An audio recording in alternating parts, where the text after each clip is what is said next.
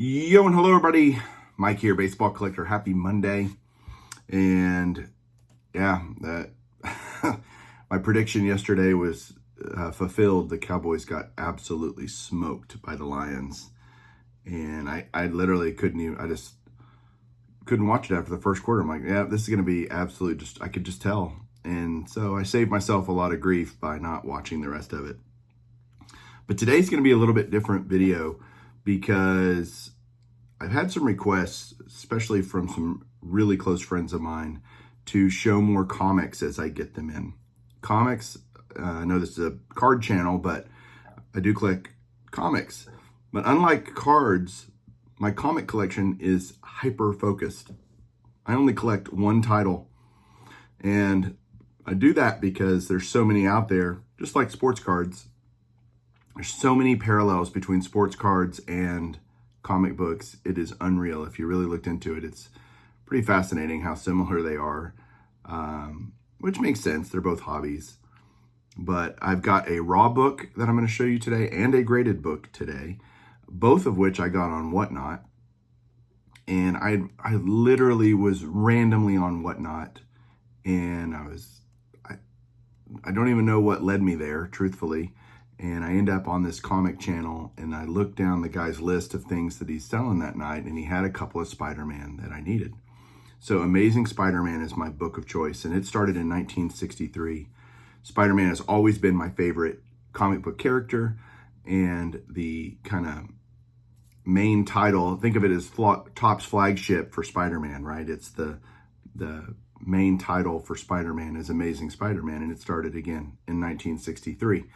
They are currently on issue 953, and I have all of them save 43 issues now. I got two more that I didn't have.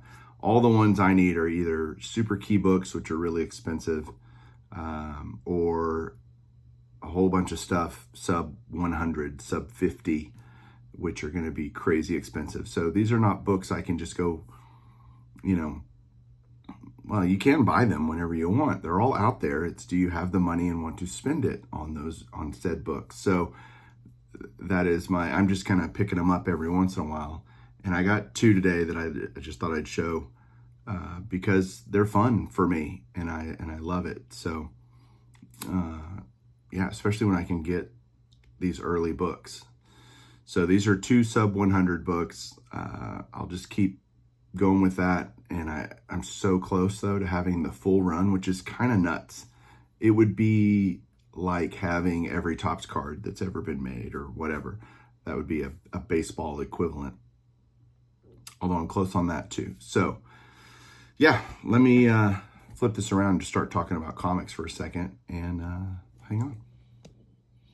All right, so like I said, I was on Whatnot, and this was the first book that I bought on there. And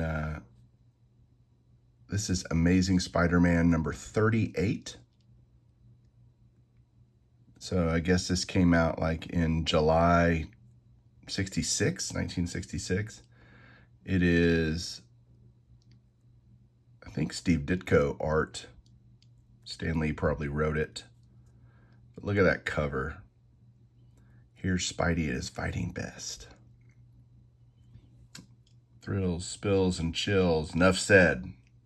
Shout out to Andrew, Nuff said cards. But yeah, this is, I would call it a mid-grade book, which is most of them that I go after are not high grade, because just like in cards, it makes it way, way, way more expensive. And so I would call this a mid-grade book. It might grade a 5 or something. I would show you the back, but this is bagged and boarded. So this was a little over $100 for this, which is about normal in this condition.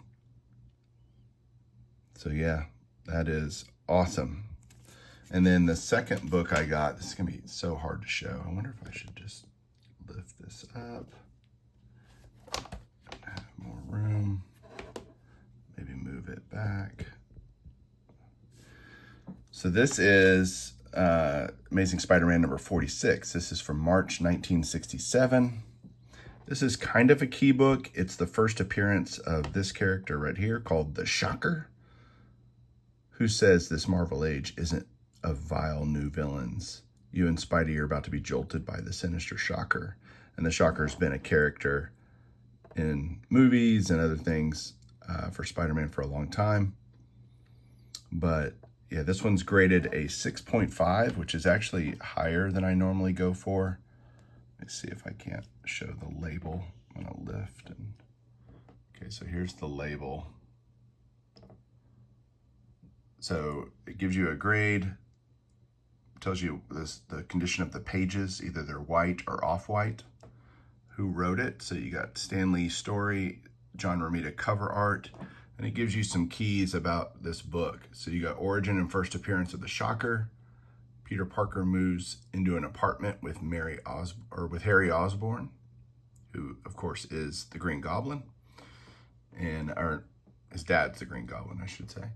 And it tells you the issue, who issued it, and when it was issued. So yeah, there's issue number 46, which again brings me down to 43 that I now need. So believe it or not, they do make perfect fit sleeves for these, which I have one I'm going to put on in a minute. They're not nearly as complementary to the slab as they are in sports cards. They make them, they're not very clear, so it kind of opaques everything, but it's good to protect the slab. And yeah, there you go. Issue 46. Thanks everybody so much for watching. Let me know what you think down below if you'd like to see some more comic stuff. Talk to you guys later. Keep collecting.